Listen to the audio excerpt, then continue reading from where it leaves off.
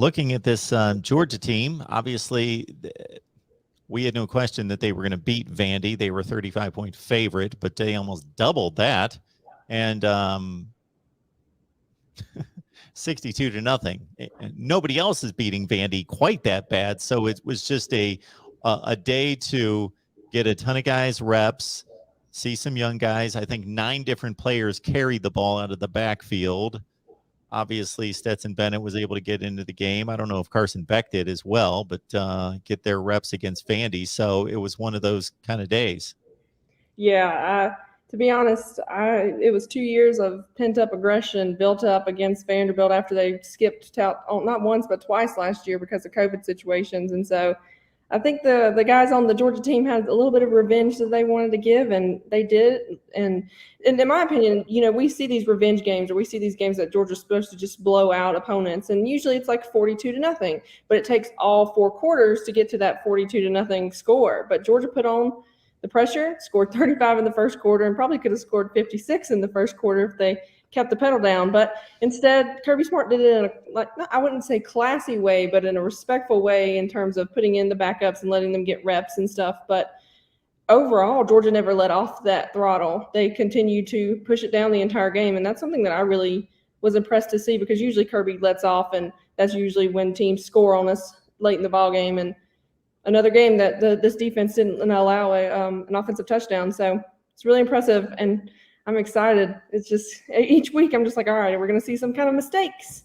Nope, not yet. So hopefully we'll continue this and keep it up. So the big news has to be the return of Tyke Smith and Darnell Washington at defense back, and of course with Washington at tight end. So they're coming up just in time to face one of the best teams in the country. Yeah, having Tyke Smith in the secondary is just going to give another element of experience that group needs. If I had to say that the defense had any kind of weakness, it would have been the secondary. But after the way that they performed against Vandy with 5 or 6 pass breakups, 2 interceptions, and then holding Vanderbilt to like 28 yards through the air, I was really proud of how they stepped up, regardless of who was in that game. But having a guy like Tyke Smith, who is a veteran, who knows how to run a secondary, is just going to do nothing but help their confidence out.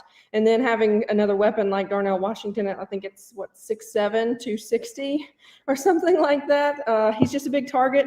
He's going to draw some eyes, and even though he hasn't been playing, I guarantee you Sam Pittman's going to have him circled on the list of people who to like watch out for, which in my opinion, seeing Brock Bowers, I would have him circled as well. But with the 2 of them, it's going to be hard to pick who you're going to really cover, because they're both really, really impressive. I'm excited to see them in a 2 tight end set. So got Savannah Lee Richardson on the line from Dawn of the Dog. You see the site name right there. Just track her work right there covering Georgia football. You'd mentioned to me before we started to record about just the secondary improvement, and of course getting Tyke Smith back. Was there anything else you wanted to say concerning the secondary? Honestly, I'm just glad that Tyke Smith is back. But I will say I never expected to have 7 interceptions in the first 4 games for the Dogs, much less what I believe 2 pick sixes. And so that kind of explosiveness on the back end of the defense counteracts when the front 7 is either getting held or having a hard time getting to the quarterback. And so they're stepping up and really making themselves known with a bunch of kids that outside of Lewis Cine don't really have any, talks or anything like that. They're just kind of kids that have been waiting their turn to get this opportunity to start. So adding Tyke Smith in there, and then you have Keely Ringo who's getting that confidence. It's just going to be a unit that not a lot of people expected to be this good. They're giving up, I think right now, 115 yards through the air per game. And that's really impressive, because that's usually where Georgia is the weakest. Like, that is where teams can take advantage of the Dogs. But Keely Ringo is gaining more and more confidence. If Kirby Smart can figure out how to reel in his aggressiveness to make plays and stuff, I think he's going to be an All-American.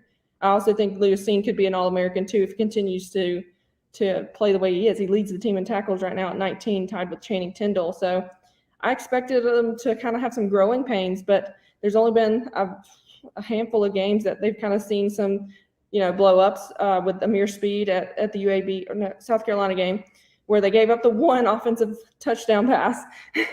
And so I'm just really proud of them, because each game that they continue to shine like this, they're gaining confidence. But I'm also excited the fact that they have 14 pass breakups on the season. That means that they're being aggressive enough without getting those penalties. And it's exciting to see, because we've been waiting for Georgia to have a secondary that does this. Kirby Smart's, expertise is the secondary. That's what he was so good at coaching with Alabama. So it's good to see some guys finally step up and make some plays for him. Arkansas at Georgia. They're both 4-0, and huge game in the SEC coming up noon Eastern time on Saturday. Savannah, we appreciate you stopping by as always. Thanks, Mark. Always happy to be here.